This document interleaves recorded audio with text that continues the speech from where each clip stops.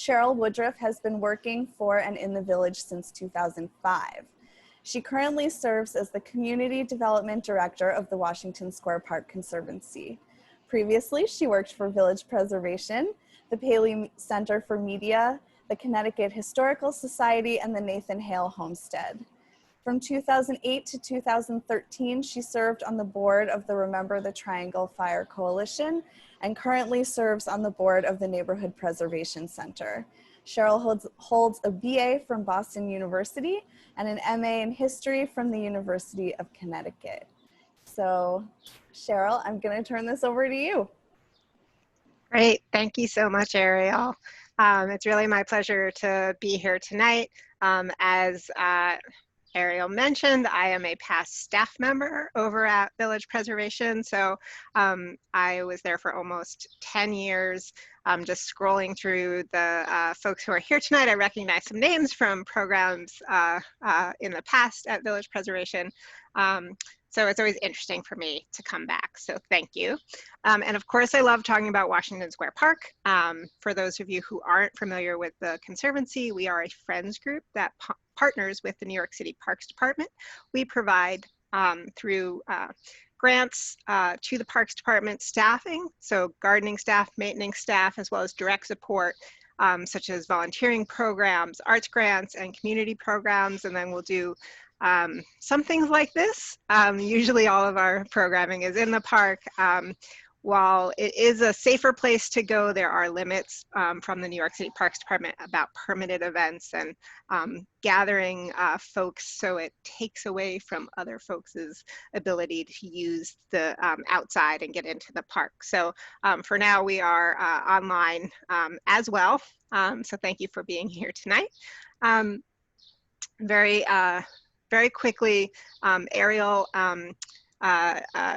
said she would monitor the chat for me, and the questions is a little bit too much. I still need notes and to move my slides along. So if you could keep your questions to the end, but she will give me a recording if we don't get to something, or if there's a specific question, I will take the time afterwards to respond to everything. So tonight we'll be talking about Washington Square Park past and present.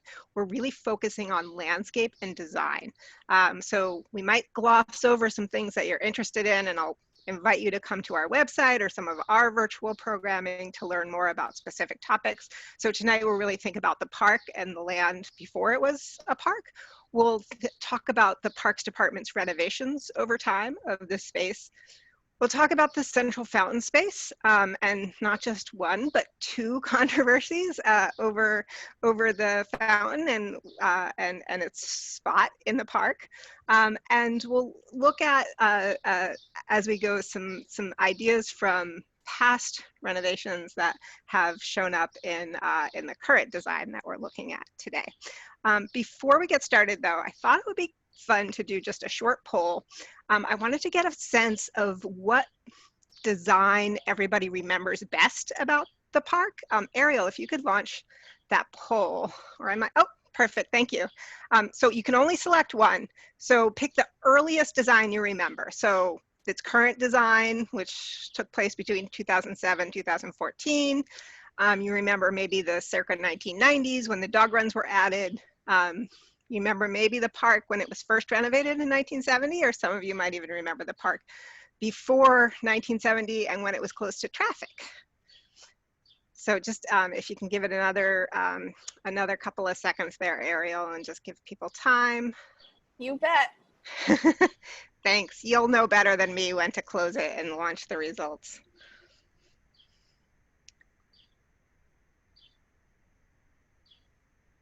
And I appreciate you're doing the back end for me, Ariel. You're a champ. Of course, of course. I think we're good. Okay. I'm gonna share the results. Great. So most people only remember the park with its current design at 33%. We have the next highest, remember the park when it was first renovated in 1970. All right, excellent. 26%, the dog runs. That makes sense. And only 11% remember when it was close to traffic. Good for you. So my little secret, and this is very embarrassing to admit with my current role as the community development director, is I barely remember the park before it was renovated now. I moved to the city in 2000. I'm a newbie by a lot of people's reckoning. And I started working for Village Preservation in 2005. And I didn't spend a lot of time in the village from 2000 to 2005 because I would always get lost. So as we're talking, it'll be interesting to see what you all remember. But what I can promise you is that none of you, myself, anyone on this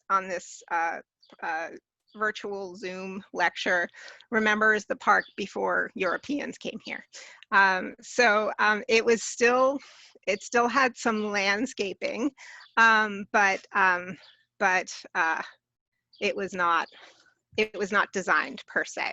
So you're looking at what is a newer map, not quite new, newer map with course of Minetta Stream going through Washington Square Park, starting up at 16th, 15th Street for one leg, and another leg starting up at 20th Street, 21st Street, kind of combining together around 11th Street.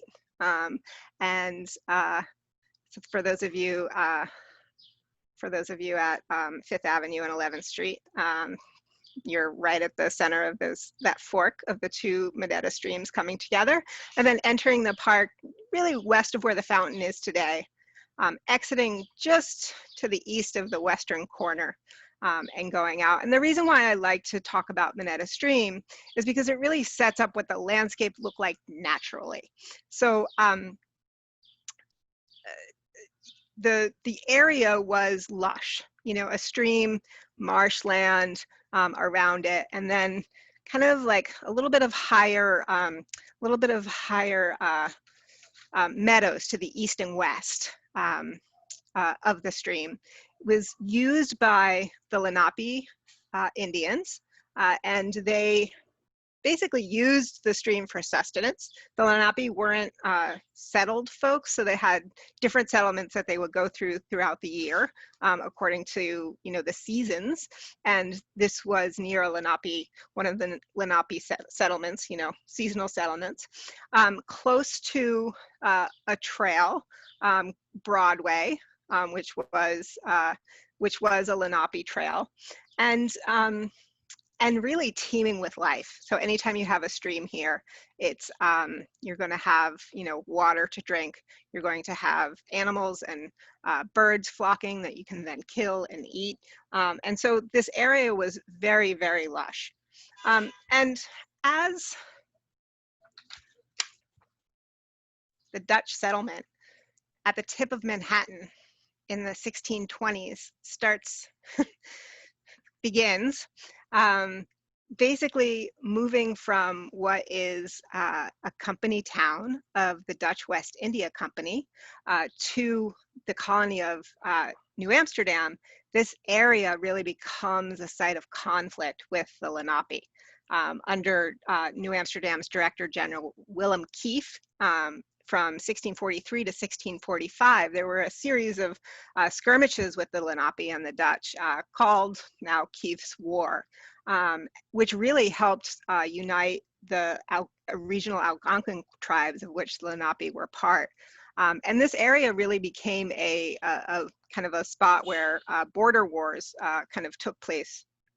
I don't want to say border wars, but skirmishes took place. So this area is really interesting in who meets here, but it's also interesting because it is a natural place for people to come together because of what the stream brings. So as the settlement grows in New Amsterdam, this area becomes farmland. And I think who farms this land is incredibly interesting. So basically, the land is started by William Kieft, to people I have termed half-free slaves. And I use the term half-free is because they had certain legal rights. They themselves were free they could sue, so they could use the courts. They could own property, so they owned, you know, say cattle or hogs, and they were given as land grants by the Dutch West India Company to company slaves, not to just, you know, regular people slaves, but to the company slaves. And Washington Square Park is the site of two land grants. The top kind of cross-hatched or like squared off area in the park's northeast corner was given to a man named Manuel Trumpeter, and that's in 1643. And the land to the south that just abuts Minetta, which is that big line going through kind of the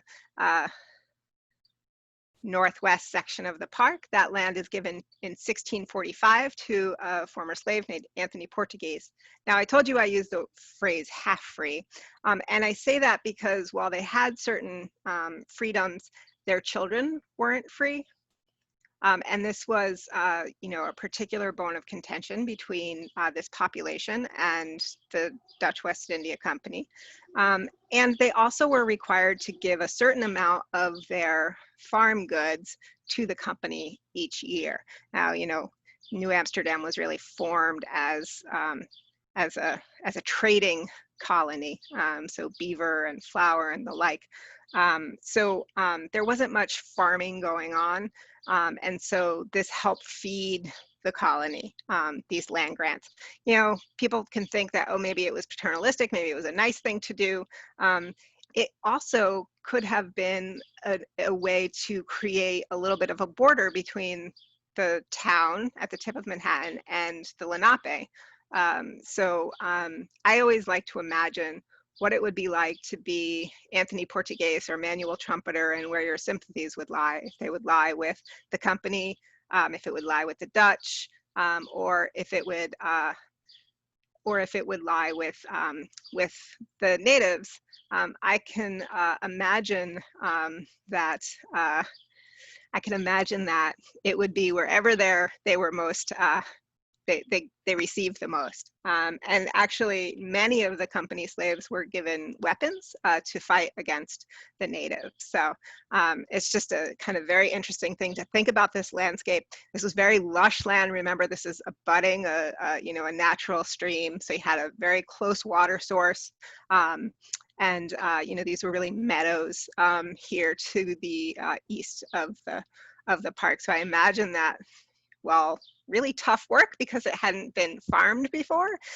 This was really a lush land to farm. So we're going to skip over a lot of years here, forgive me, but England basically takes over what is the colony of New Amsterdam, or in 1664. And the last Director General, Peter Stuyvesant, kind of sees the writing on the wall. He concedes without a fight. So New York, the English enter New Amsterdam and eventually becomes New York. And really, the area around Washington Square Park remains farmland, really not even a suburb, but, you know, outer lands from the city proper. And by the mid 1700s, there's more and more kind of gentleman farmers coming and taking and buying land here. You know, we know that descendants of Anthony Portuguese actually held on to farmland through the early 1700s. And after that, the record gets a little murky. But so slowly it turns from really what's been called the land of the blacks to farmland for the English. We're going to again skip over a lot of time here, but following the Revolutionary War, the city is growing. It's growing farther north, and really at this point, by the time the 1700s changed to the 1800s, there is in need of land for burying the dead. So what is now Washington Square Park becomes a potter's field. And you can see in this slide here, the boundary of the Potter's Field is in the dots, and there's the key or on the left. And you can see some interesting kind of overlaps here. Number 2 is a keeper's house. It's not built right away, but there is a keeper of the Potter's Field house located within the park. There's an abutting cemetery. So the Scotch Presbyterian Church, which is nearby, has a cemetery that you can see it kind of not only abuts, but it lands in the Potter's Field. And so if any of you were around in 2015, 2016, and the water main project taking place on Washington Square East, they discovered vaults in, graves in vaults beneath the street bed there. That was really the Scotch Presbyterian Cemetery, and they discovered it, but the city has known it's been there. So you'll also see number 1. You'll see Minetta is again in our view, and you can see the line there. The Potter's Field ran up to Minetta. The land to the west was private property, a man named Ludlow, and you can see there are several buildings on his property. And what I think is really interesting about this is one of the kind of pieces of landscape, we'll talk about it in a few minutes, that is still extant in Washington Square Park is part of Ludlow's property. So we'll get there. Some of you might be able to guess what it is. So the Potter's Field opens in 1797. There is various work done on the Potter's Field, and we know from records from the city's, the Common Council, or what we call now the New York City Council. We know that there was a fence added. We know that there were several grave robberies.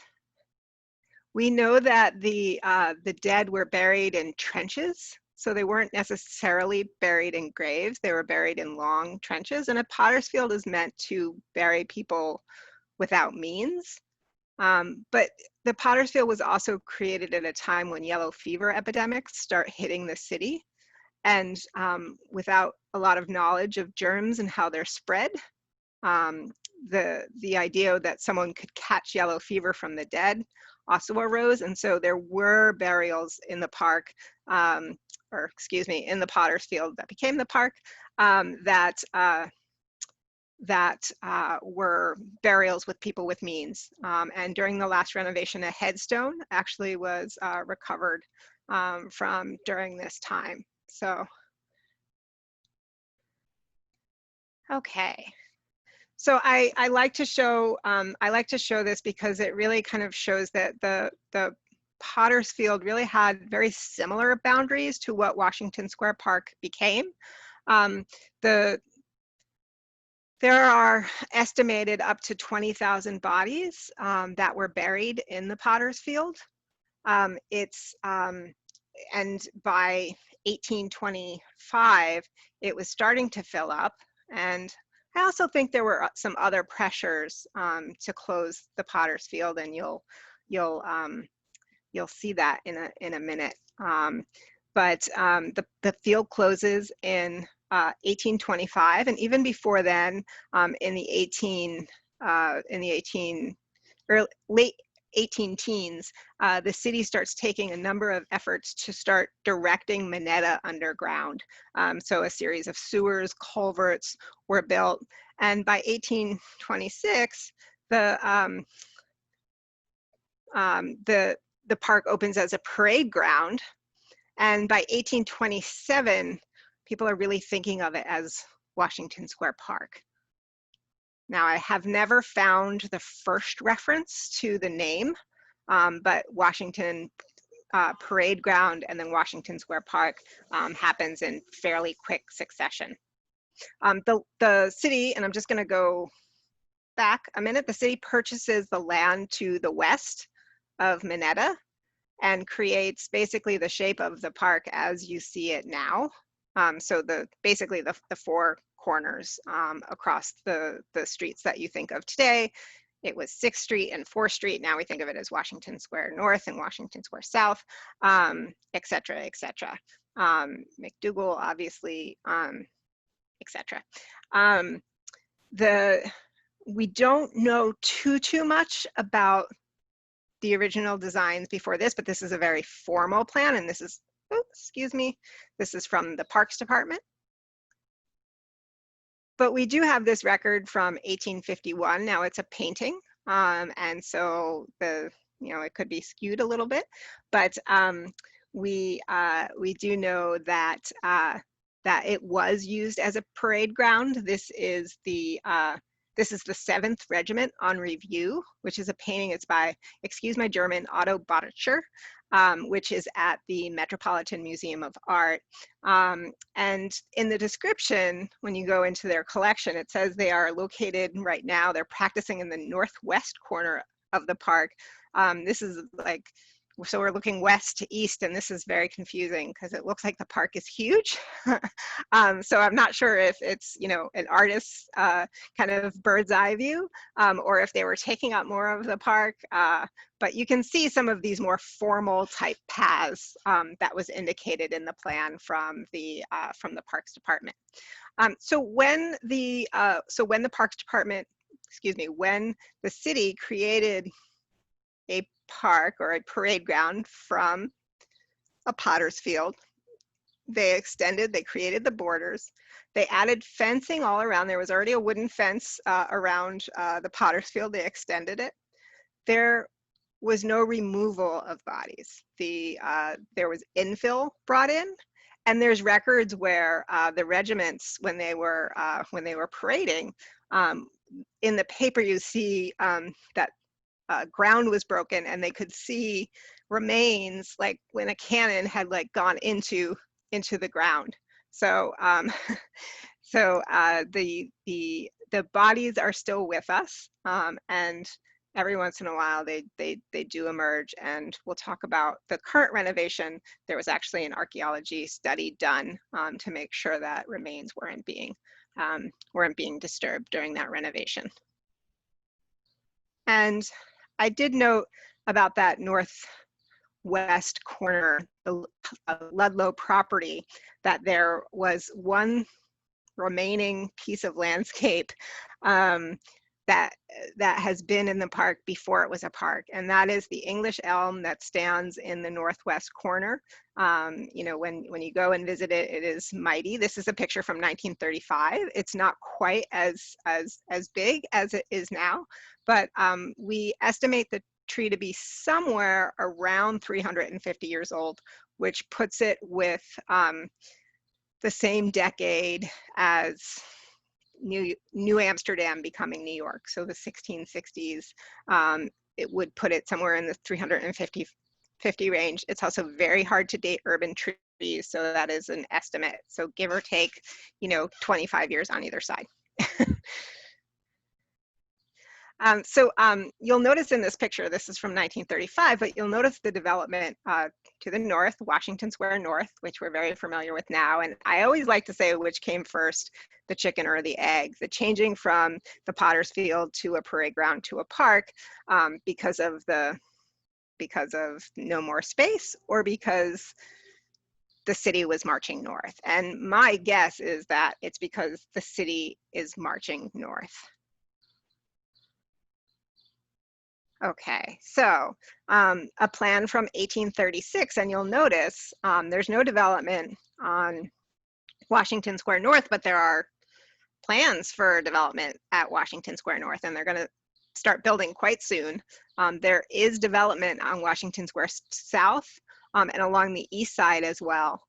And you can see, and I apologize for the cross-hatching, but I don't have too many records back here, but you can see there's still that kind of square path around the park, and then there's the north and east-west access, but then you can see there's kind of like a square.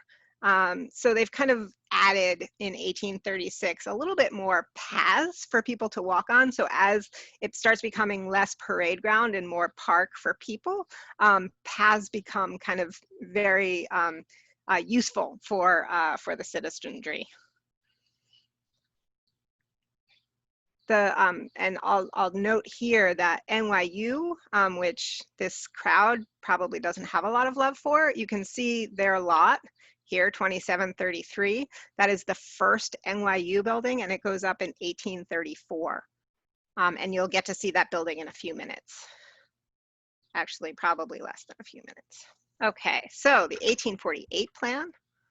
And again, I wanted to focus on design of the park here. You can see even more diagonal paths were added. You can see there's a space for a fountain in the center. This redesign per se was completed by a man named William Kerr. He's considered a gardener. It's very formal with angular plots kind of created here by these very angular paths, diagonal paths. In 1848, a wrought iron fence replaces the wooden one around the street. And also during this time, gas light was added. And very importantly, we get in 1852, the first fountain. So why a fountain? Well, many reasons, but basically in the 1840s, the city completes the Croton Aqueduct and it brings running water to New York City. And this is an engineering feat. I mean, you can think of it during a pandemic now, how horrible it would be not to have running water. It really changes how people are able to live in the city. And so the nascent Parks Department creates fountains across city parks, including at City Hall, Madison Square, and Tompkins Square as well. And you can see this is our first fountain. I think a lot of people here already know that our arch is not the first arch, but the fountain is not the first fountain. This is the first. This is much bigger than our current fountain. It's about 100 feet in diameter. It has only one center decorative jet. And there's also, during the 1850s, besides the Croton Aqueduct celebration, there's also this idea of the pleasure ground movement in design circles. It's inspired by Andrew Jackson Downing, and its idea was just to create tranquility in our public spaces, and fountains were made to add to that. And I promised you, this is the same. The first is actually a photo. And this is an etching. And you can see the lovely wrought fence around the fountain. You can also see the first university building here on the left, and on the right is a Dutch Reformed church. And this is, I think, one of my favorite images of the park. It is from 1856. It's an etching by James Smiley, because you get to see Washington Square South. You know, the buildings to the south are built in the 1820s, the late 1820s. The north, they're a little bit more refined and grander. They were built in the late 1830s. But there's very few pictures of Washington Square South, and you know, we think of how grand the buildings are on the north side. These aren't too shabby either. So you know, built for a different class, a merchant class as opposed to a society class, but still quite fine. And so to think about the park being lined with all these fine buildings. You can also see in this etching these diagonal lines through the park, and you get to see what I think is a fairly exuberant idea of how far the fountain plumed, but it is certainly a kind of an interesting sight, and you can see that grand fence around the park as well. So this brings us to 1870, and what becomes basically one of the most significant design changes since Washington Square became a park in 1827, parade ground 1826, park in 1827, and really will kind of affect and have ramifications for the design for the landscape of Washington Square really for the next 100 years. So I'm going to show you that plan. This is the 1870 plan, and as you can see, there is a fountain in the center, but what you're looking at besides the paths to the east and west in the central area, you are looking at roadbed. So for those of you who are familiar with the fight to stop traffic through Washington Square in the 1950s, this really starts in 1870. And there's a lot of really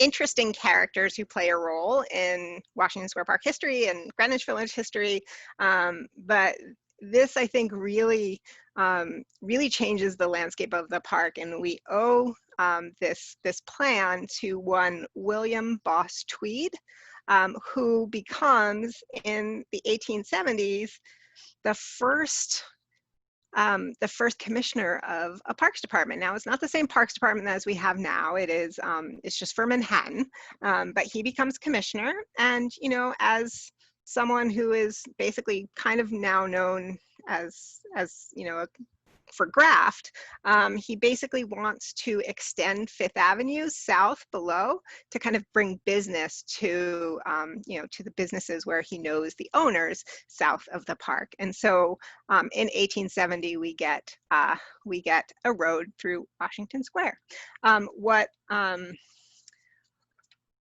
What also happens, and this is a little bit later of a map, so you'll have to forgive me, but we also get some buildings added to the park at this time. So I've circled all the way to the left is a music stand. It's built in 1872. We don't know when it's demolished. The police shelter in 1872 as well. And it stood until at least 1939. And the ladies' cottage, again, built in 1872, it was demolished in 1968. A ladies' cottage is a bathroom.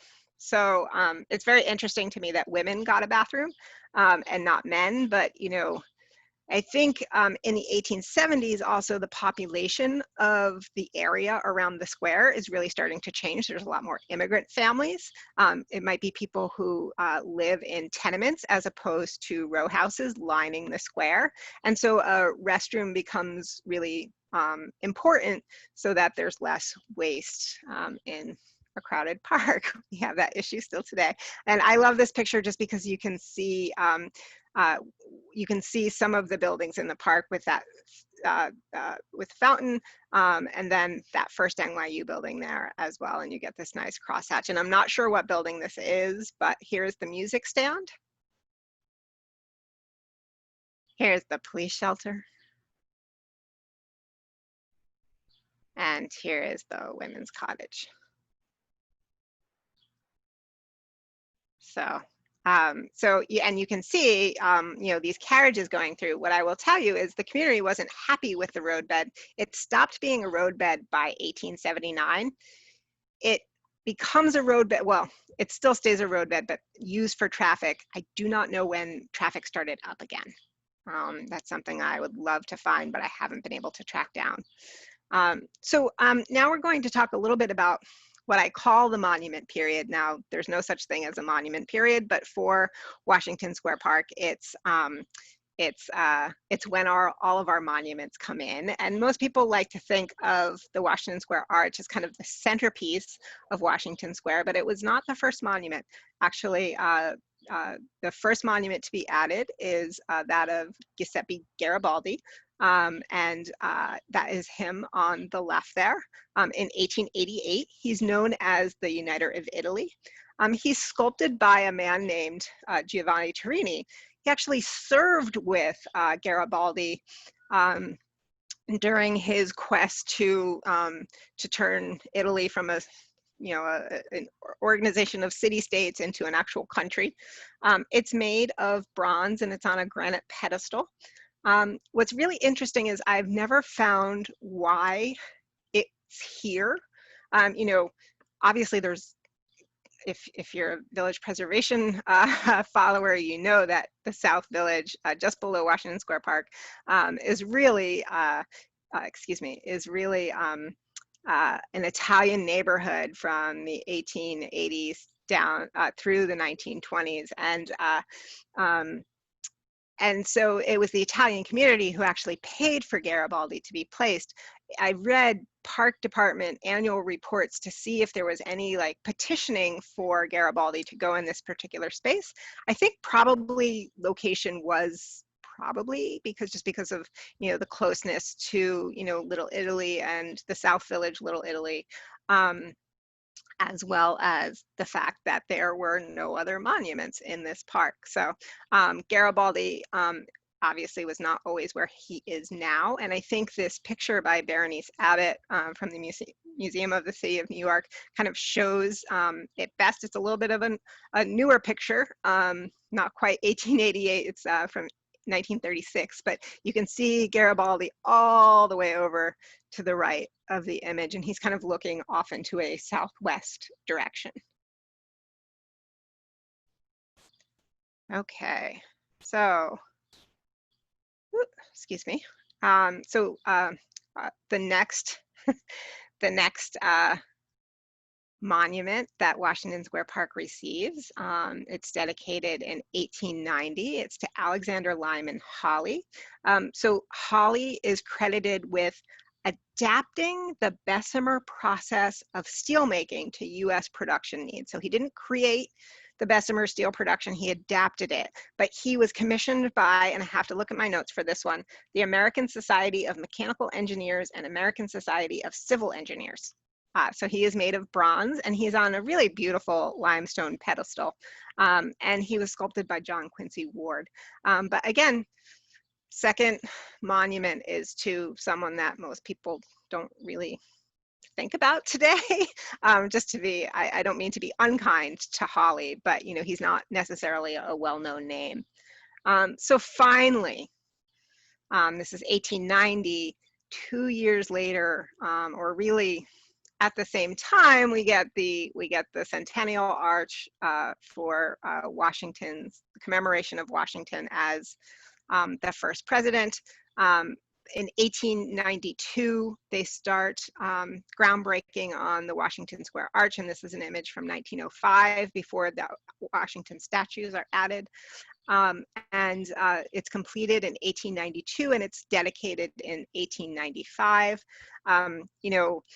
We could spend all day talking about the arch, and if you are interested, we do have some recorded lectures on our website about the arch, and we're going to be doing a talk I think it's about 3 weeks or 2 weeks on the restoration that took place in the early 2000s. The arch made of Tuckahoe marble, really created to honor our first president, George Washington, created also during the City Beautiful movement. The City Beautiful movement really was, part of landscape and architecture and design, really thought that beautiful art should be in public spaces. And in some ways, I think about the arch as kind of a very nationalistic endeavor. It's really spearheaded by a man named William Rhinelander Stewart, who lived just right off the park in the Rhinelander Estates on Washington Square North on the west side.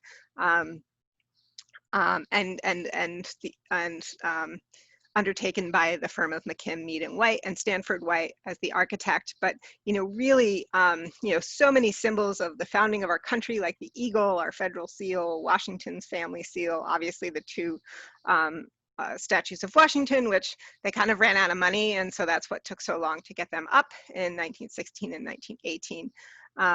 But it was also created, at this time when there's so many changes to who lives in the United States. And while you're celebrating the centennial, thinking back on like these founding ideas, kind of teaching this new population, you know, what it means to be American. And so my favorite designer who worked on the arch were the Piccirilli brothers, who literally like were off the boat from Italy, like as they started to work on this arch, and just seminal sculptors who really knew how to work in marble. They crafted the rosettes on the underside of the arch in place from blocks of marble. There are 90, I want to say 95 of them. I think that's correct. It's 92 or 95. I think it's 95. And really, you know, really contributed so much stonework across New York City, and have it's been said of them that that, you know, sculptors no longer needed to learn the craft because they could sculpt in a different material, and the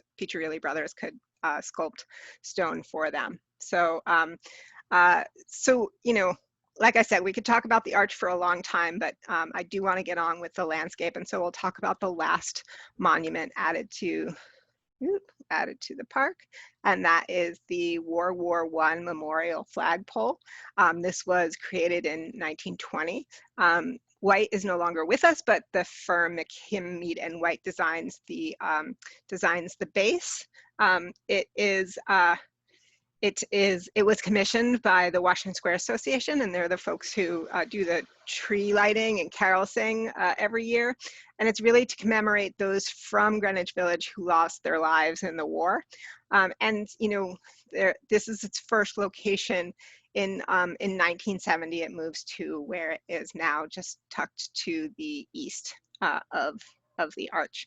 And I do want you to, before we move to the next slide, I do want you to just take a look at the fencing around our current fountain there, just so you can get a look at that. It's before we go into our next section, which again, we're going to talk about another name that really had a huge influence on the park. To a village crowd, you know, you get boos and hisses when you say his name, but I think contributed some really great additions to Washington Square. And so again, this is not a historically correct era, but I'm calling it for Washington Square Park, the Moses era. Moses is the Parks Commissioner from 1934 until 1962, among many other titles that he has across the city and the state. In 1934, in 1934, significantly, the Parks Department goes from having a Parks Department in each borough to having a central Parks Department for the whole city. And Moses is at the head. And I think one of his greatest contributions to Washington Square is what he did for the fountain. So in the height of the Great Depression, he added steps and added jets to make it into a wading pool. And so here we are in this picture from 1935, showing this renovation. And I just want to, if you can really see it, I should have circled it, but right in the forefront here, these kids are sitting on the top pedestal there of the arch. They're sitting on an urn. You know that those are not there now. And they were meant to be brought back in the most recent renovation. I believe they were approved by the Landmarks Preservation Commission and denied by the Design Commission. Which I think the Design Commission said that it just, they were a little bit too formal for how Washington Square Park has kind of been conceived. So there's also a new comfort station or bathroom. The Parks Department likes to call bathrooms or restrooms comfort stations. And Chess Plaza is added or the chess tables are added to the park at this time as well. And just to give you some context of what the park looked like in the Moses era, there's just looking south to the arch, and you can see that roadbed dominating the central fountain area.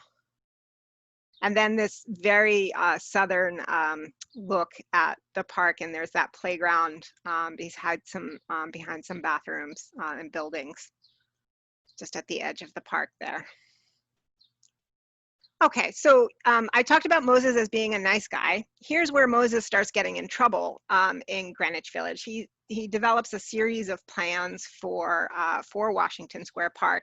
The first coming out in the 1930s, and this is, you know, we get a wading pool, but he really envisioned a pool. This is a huge change to what, you know, Washington Square would have looked like as a park. You know, so far you've seen those rectangular borders around the park have not changed. If this plan went into place, and you're looking at the north of the park here and the south of the park here, sorry for that change in orientation, but you can see he is basically taking out the roadbed and moving traffic around the park. And it's always interesting to think what would have happened if this design had gone through. It would have been a much different park that we're in today. So, so he doesn't stop there. There are other plans, but I think the most notorious is the highway through the park. The park always has had a roadbed. What Shirley Hayes and Jane Jacobs and others argued was that that this was really a highway and not just a roadbed. And so the plan was to have people above the roadbed and the roadbed below. And the powers that be, being the Greenwich Village community, really just fights against this plan. And in 1957, with organizing over the course of 7 years, is not only able to stop this plan, but is able to stop all traffic from going in the park. And what happens is it's an emergency committee to stop all but joint committee to stop all but emergency traffic through Washington Square. And Village Preservation has some great resources, oral histories of Jane Jacobs and also Shirley Hayes, who really worked on these campaigns. But it was a mixture of politicking, a mixture of just, grassroots organizing. And Shirley Hayes really, she was a mom, and she just didn't want traffic through the park. And so first it's a closure to everything but the buses and emergency vehicles, and then slowly it just winds up being a complete renovation. So sorry, I'm getting distracted because I'm starting to look at your questions and your chats. So and that brings us to, I'm just taking a look at the time because, okay, we're doing good. That takes us to the community renovation. And I say 1969 to 1970, but really this renovation was in the works from 1960 to 1970 when they break ground. The plan is led by a man named Robert Nichols, and it's these 10 years. I call it a community renovation because he was very, very like a stickler on reaching out to the community and seeing what they thought. So this is an early plan for the 1970 renovation, and you can see the fountain lined up in the center with the arch. It's very kind of structured with trees. That's a central plaza that looks a little bit like a rectangle. And you'll notice off to the right of the southeast part of Washington Square Park, you'll notice that empty space. That's where Bobst will open in 1973. And then the next plan a little bit closer to what actually happens, where there's a lot of kind of little plazas, kind of in the corners. And there's this very central fountain plaza circle. And there it is. This is the plan that actually got built with maybe a little less green and a little more plaza. But this is really, 1970 is the first time that we can imagine the central part of the park without traffic, because there's no longer, this is no longer roadbed. In 1957, when the Board of Standards Appeals kind of approves the plan for nothing but emergency traffic, a few years later, the Department of Transportation gifts the land to the Parks Department. So now this is really parkland, and this is able to happen for the first time. And you can see, and I'm bringing this up because the fountain, whether it's centered on the arch, was a very controversial design plan in the latest renovation. But you can see that the central fountain is just a little bit off to the west in this design. And I'll just go through and give you a few kind of items. So the central monuments, or the monuments Hawley and Garibaldi, are moved. And you can see mid-construction here. Here's Garibaldi off his pedestal in pieces, kind of waiting as the renovation happens. And he moves from kind of looking off to the southwest, and then he's looking west towards the center of the park in the 1970 renovation. And when they did this, they uncovered a time capsule.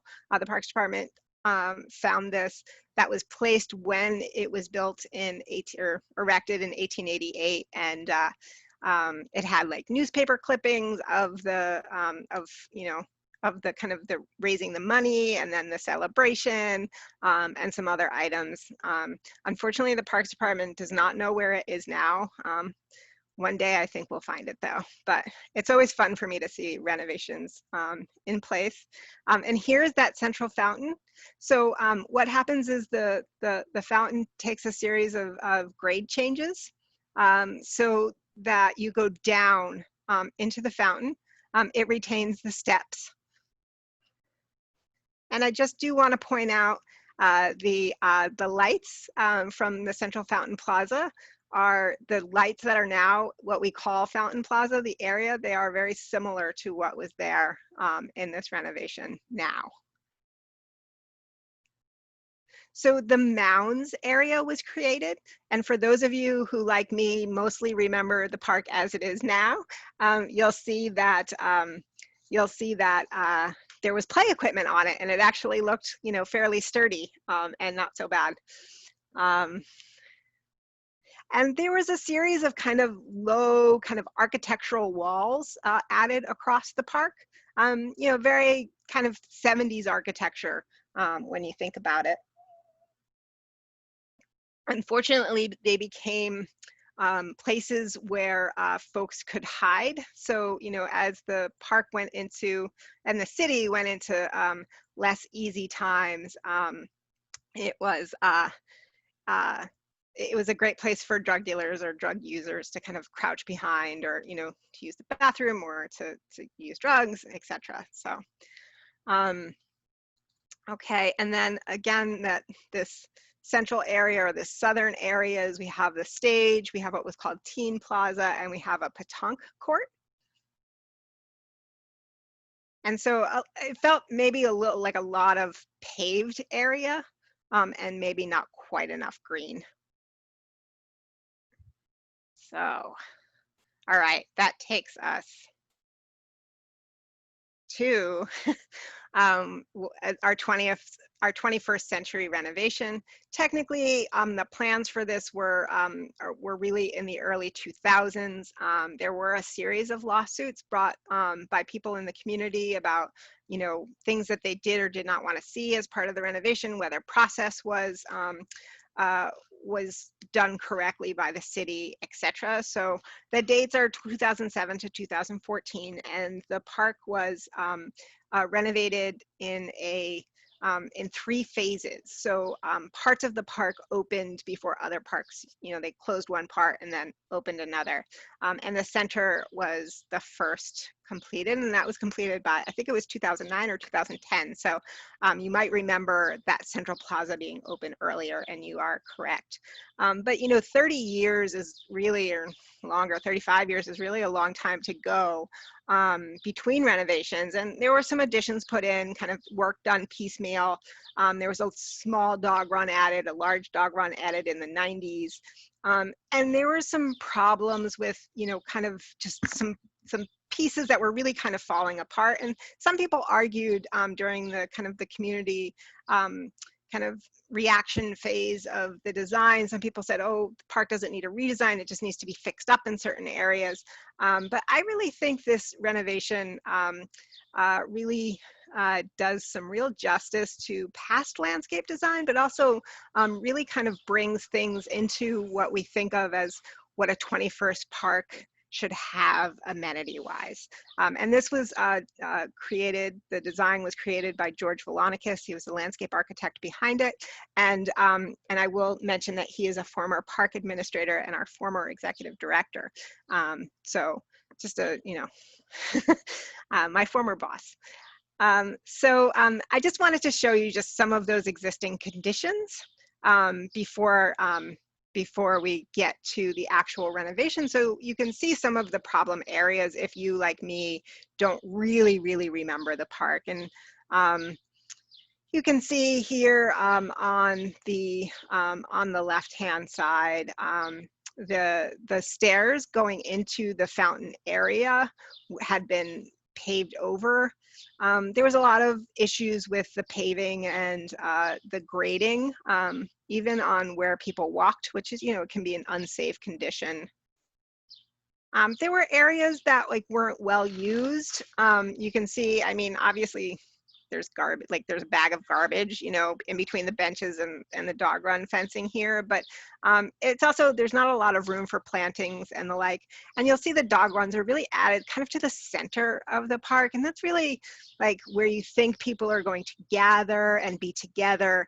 And the park has to fit a lot of different uses. We counted in 2015, 12 million users or visits a year. And that's really a lot of people for 9.75 acres. So you'll see the mounds were really in disrepair. The playground equipment had gone away a number of years before. There was continual flooding issues over at the dog run. The dogs look pretty happy, but it's quite messy. So here it is. Here is the 21st century renovation. So I just kind of want to talk a little bit about some of the goals of this renovation and what it accomplished. So you can see that I think the biggest change is the fountain aligns with the arch. Now we know, or now from this lecture, that the first fountain added in 1852, there was no arch at the time. So there's not really going to be a thinking of how these two kind of compare.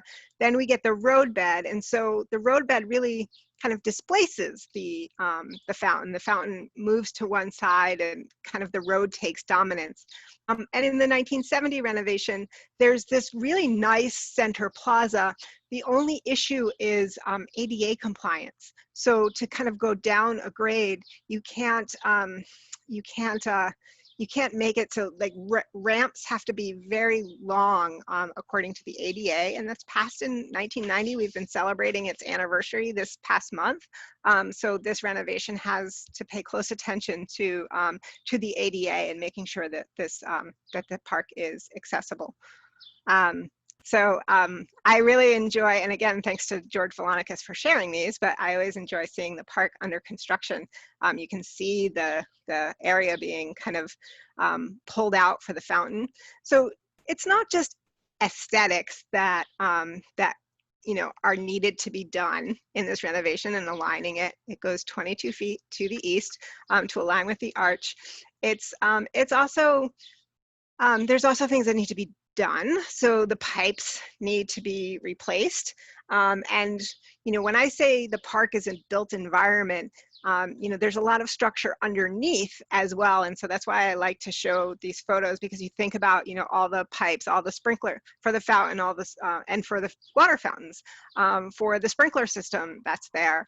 The water main pipes are underneath the park. Things like, you know, electrical is underneath the park. So all these things that are part of this built environment. Another idea about centering the fountain on the arch was really to create these view corridors.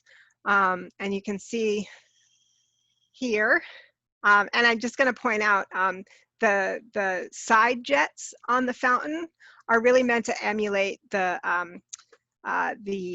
fountain when it was a wading pool. And here we go. You can really see that, like that north-south corridor here. You can really see how this is really can be a great gathering space. And this is a new photo taken by one of our volunteers during one of the recent protests in the park. And it can really support all these people and leave a lot of room, despite being a small park, for other uses outside of the central fountain area. And then there's also, there we go. There's view corridors from the west to the east. So from 6th Avenue in winter, not so much in full summer when all the leaves are branched out, but you can see the fountain on. And I apologize to the volunteers who are planting in this photo. I always say I'm not going to take pictures of them bending over, and I did, and I used it. So I'm sorry, volunteers. I think I saw one of them on as attending, so my apologies.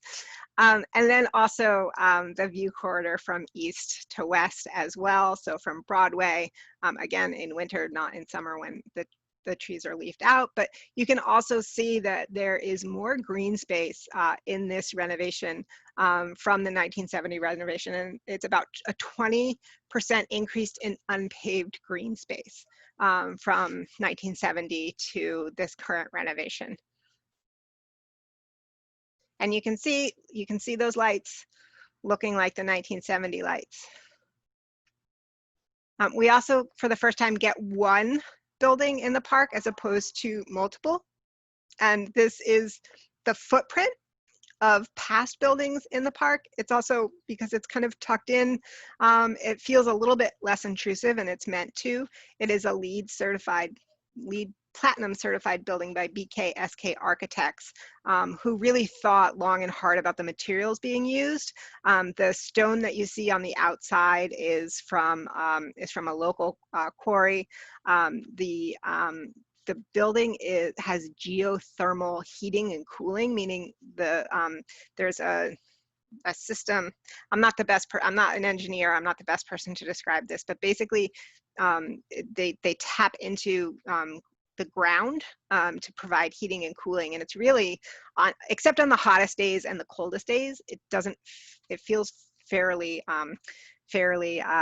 neutral in there. And so this space houses an office for the park staff. It houses the bathrooms.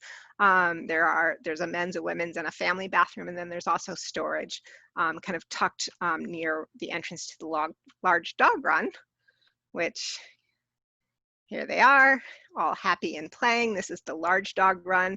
And, you know, this is kind of on the street, but it's also, you can access it from the street. So when the park closes, you actually still have access technically to the dog runs. And if your dog is a little bit skittish and you just want to get into the run, you don't have to bring your dog into the park. And then I think kind of the final central,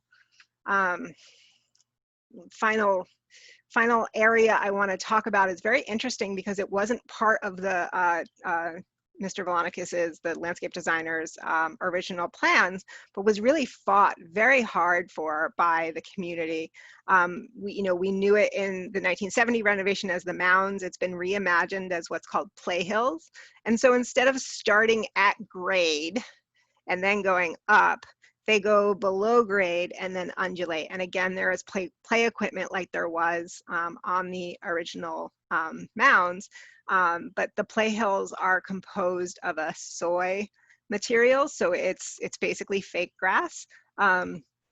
It is brushed, cleaned, and it's hard to keep clean because it is so popular. So I kind of love this kind of idea of, this feature that wasn't really part of the original plan, but the community was very strongly adamant about, kind of became one of the most loved playgrounds in the park. It's so hard to keep grass. We keep adding sod, and then we'll close off one section, and the Conservancy has really tried to support that to try and keep this area as well maintained as possible with so much use. We don't want to see what happened with the original mounds, where there was no caretaking, happen to the play hills that are so popular. We'd like to see them continue.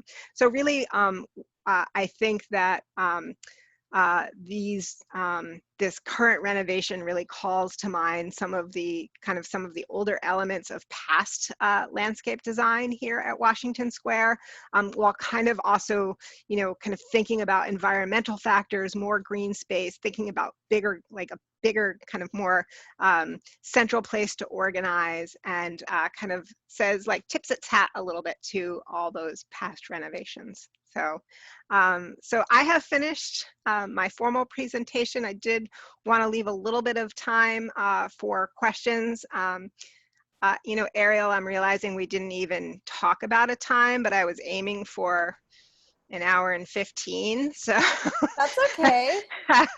we have a bunch of questions. Okay. Great.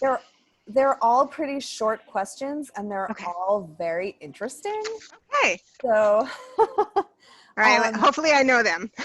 Yes, I'm just gonna go through them in order, I guess. And if we get tired, we can, call it I off. can also answer offline too, if anyone's really. Great.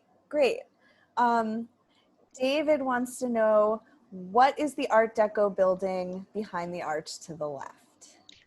That is 2 Fifth Avenue, created in, I think, 1950, 56. That's the white stone that you're seeing right now to the left. That would be 2 Fifth Avenue. Just had to be repointed in the early 2000s.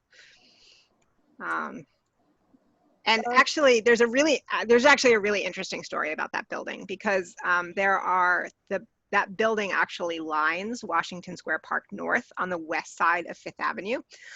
When it was being created, and this is another kind of thank you to Robert Moses that we have for Washington Square. He actually also did a really good job keeping NYU from building too tall of buildings to the south end, but he also, because 2 Fifth Avenue was meant to abut the park, and so the buildings that look like townhouses, I'm saying quote unquote, because when you look at them closely, you're like, these are weird. They actually, that is Robert Moses, who asked the developer, who really you can say bad things about him, but he also really believed in park space, like all the different parks that he opened and created, and the like, and the beaches. He felt that a building shouldn't have, like, to the lot line right up against a park, and so we have him to thank for keeping 2 Fifth Avenue slightly, like, at the same height as Washington Square North on the east side of the park, and then going higher behind. So that's probably a longer answer than you were expecting. I appreciate that information. So we've had a couple of people ask questions about the stream. Yes. Does the underground stream still run under the park? And is there a place where that stream is visible? Okay. So it has been, so 2 Fifth Avenue, again, used to have something in its lobby where you could see, like, the stream bubbling up, but, like, it renovated the lobby fairly recently, or in, like, the last decade or so, and they got rid of it. Folks from the NYU Law School will often say, like, they get a lot of water in the basement there, and they think it's Minetta. And Village Preservation has done a number of walking tours. I cannot remember the name of the guide, but where he has kind of showed where, like, the bed of Minetta Stream kind of is, and he actually lifted up, like, manhole covers and like showed like, okay, this is like where the stream would be. You know, I'm assuming it's still there. I mean, it's a natural water course, but you know, there have been so many changes to, you know, the landscape of where it is that I just don't know, is the answer.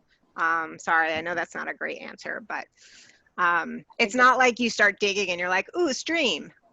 Just because, you know, there's been so much grading change over time too. You know, one of the things I didn't talk about in the lecture itself was like how in the last renovation grade changes across the lawns kind of to open up sight lines. Also like to like, so you could see across, but like when you were sitting, it almost seems like you're in like, you know, like a secluded spot. So like if you sit in the lawn behind Garibaldi stage, you might get the feeling that you're a little more enclosed, you know. So you know, those types of grading changes have been well thought out in every renovation, at least in the 19th and 20th century. So poor Minetta is probably very buried. I would guess that as well. Okay. I'm trying to sort of lump the questions together. Okay, yeah. But we're getting, we got a couple of questions about the like furnishings of the park. So like benches, yes or no, were they removed to discourage folks from sleeping there? Also the fence around the fountain, when did that come down? Okay, so so fencing and park furnishings, really great questions. I'll start with the fence around the fountain. It came down when the fountain became a wading pool. So in 1970, the fountain ceased to become a wading pool, but I mean, anyone has spent like a day in the park knows that everyone just goes in it. So technically now, and it has been since 1970, a display fountain, but that kind of like spirit of people thinking about it as a place to go in like still carries over. So like, you know, you're not going to get a ticket or a summons for going in the fountain, but technically it is a display pool. So that's when the fence came down around the fountain. Park benches are, you know, that's a really like interesting question because particularly in the 80s and 90s, you know, the Parks Department would say, or the city would say, oh, like take away benches so homeless can't sit there, things like that. I mean, you take away benches and then nobody comes and sits, right? So, you know, a park needs maintenance. You know, it doesn't matter. And, you know, this is why the Conservancy is here. You know, we saw the need for maintenance as soon as the city completed its first phase of this renovation. We already saw like garbage piling up. The city, since Bloomberg as mayor, likes to put a lot of funds into capital projects. I think it looks good also like for the, I don't mean to like say mean things about our elected officials, but it does look good when they get to like open a new park or like open a renovation. You know, it's a lot less sexy to, you know, fund a maintenance person, you know, to pick up the garbage so it stays nice or to fix a hex paver that has come loose. But that's what we're here for. So we think it's really exciting to do that. But yeah, so the city for a time really did believe in taking away seating, which is just kind of nasty. There, you can go online and see sites about like hostile architecture. Our current designer, the designer for the current design, George Vilonikis, just felt like people, if there are benches, people sit, and where people sit, less things happen, right? So if you're around a lot of people, it's unlikely that someone's going to feel very comfortable doing things that they shouldn't in a park, like shooting up. Now, not that there aren't those problems in Washington Square Park still, but the idea is that a busy park is a safe park. So benches are a good thing. I agree, yes. And parks are for people too. So we don't want to make them hostile. We want to make them open and inviting. Yeah, absolutely. Okay.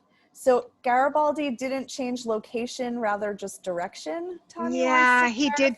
he did change location a little bit as well. He's always been on that east side of the park, in and about where Garibaldi now is. During the last, in the 1970 renovation, he was, I didn't talk about them, but there's formal gardens and that east-west access or east-west path of the park. We call them parterres, formal beds, formal gardens.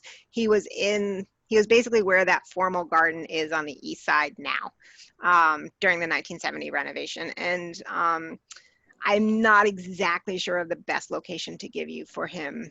I think he was like kind of a little bit closer to the Central Fountain Plaza now. Yeah, he's moved a lot. And in this, I assumed most of you were familiar with the park now, so I didn't show you a scat of pictures, but he was tucked away, as well as Holly facing south, and that was really to open those sight lines, so that in the 80s and the 90s, they really were places where people would hide behind them and do things that were less good than what we hope people will do in parks. Yeah. We've gotten a lot of questions about the graveyard and the Potter's Field elements. Yes. And sort of like, were the graves robbed is one of the questions. Will the headstones ever be displayed in the park? Which I know there have also been some questions about the Black history of the park, and sort of what is anything in the works to sort of mark those histories physically? Okay, so yes, there are documented grave robberies when the park was a Potter's Field. There's a very interesting, you look in old papers, and where the keeper at the time called for a policeman, takes his dog, goes out into the Potter's Field. He's living in the keeper's house, goes into the Potter's Field, brings a lantern, and like drags somebody out.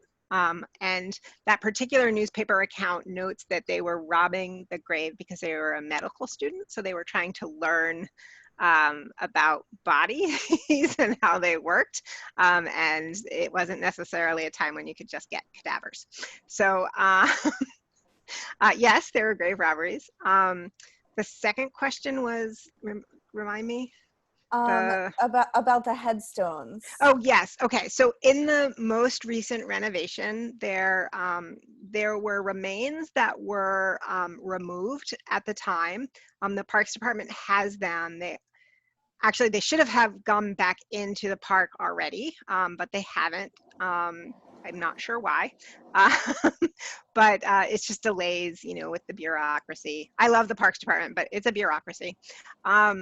So that, that can happen at this point, at any point. They're kind of ready. They have the marker. It's meant to go between Washington Square West and Sullivan Street, kind of closer to the fence. And it's not meant to be super visible, but there will be a marker that shows that there are remains that were reinterred there. The Black history, the Washington Square Park Conservancy is very interested in, also in the last renovation, there were meant to be tripod signs about the history of the park in 3 locations. Those are somehow still in progress. It's 2020. And it was really like the ribbon cutting for the whole park was in 2014. So I'm not sure what's happening with those, but the Conservancy is actually trying to pursue some markings, signage, public art, something along those lines. We're very early in the process, so I don't want to get too into detail about what we're thinking, but the Parks Department seems eager right now to take on projects like this. So we're hoping to see some type of marker, especially like for those who farmed. So the slaves I mentioned, the former slaves I mentioned, half free, former, however you want to designate them, Manuel Trumpeter and Anthony Portuguese. which may be part of a larger signage project just about the land of the Blacks. So exciting. Yeah, it is exciting.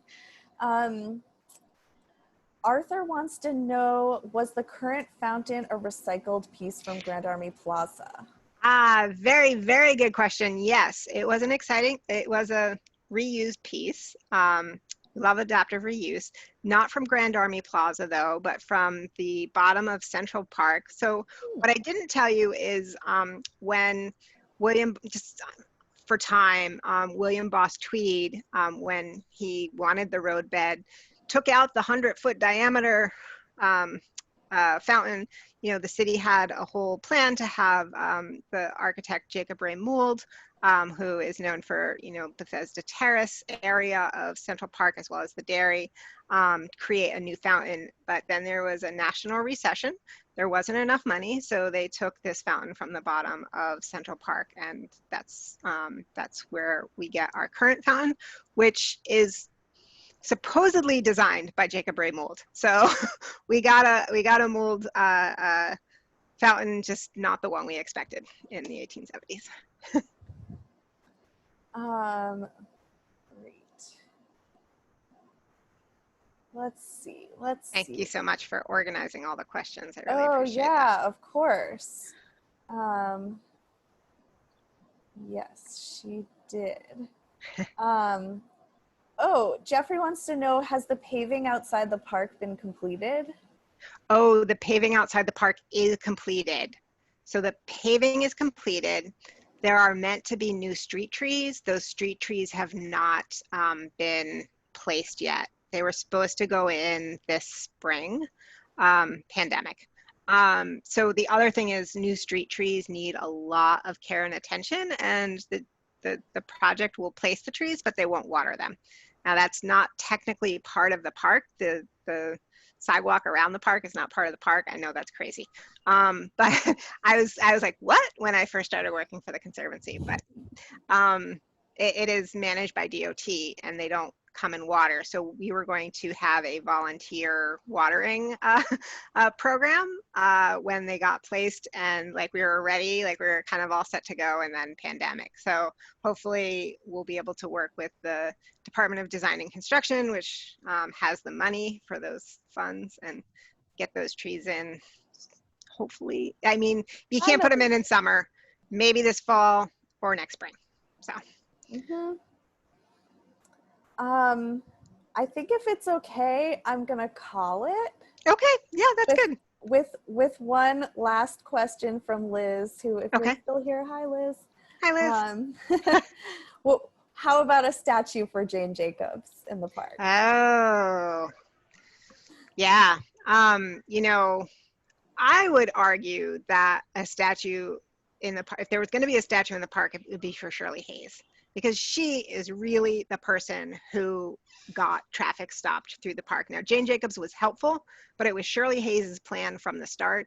And like, to me, she is the towering figure of kind of creating a car-free park in Washington Square. And that to me is so significant. Yeah, Parks Department does not like to do new monuments. I was really surprised when I started talking to them about doing something marking Land of the Blacks. Like, they seemed kind of open. So I think if the subject matter is right, there might be, or if there's enough groundswell to it. But if someone wants to start a campaign, I'll definitely listen. And if the community wants it, then the Conservancy will help. I know it was a very political answer, but I like it. I like it. Yeah. Thank you for this so much. And thank you to everyone who is still here with us. Yeah, thank you so much. Really great getting to talk to you all. We will be sending you tomorrow just a kind of bonus for joining us tonight. So stay tuned in your email for that. If you liked this, I think you'll really enjoy what we're going to send you. We're going to send you the archaeology report that was created right before the renovation in 2005. And it's got a lot of great history. And actually, I think it has a story about that grave robbery. So. Wow, that's so amazing. That will answer a bunch of the questions that we didn't get to. Yes, exactly. Thank you so much for that. That's great. Yeah. All right. Thanks, Okay. Ariel. Have a Thanks, good everyone. one, everyone. Thank you. Bye-bye. Bye.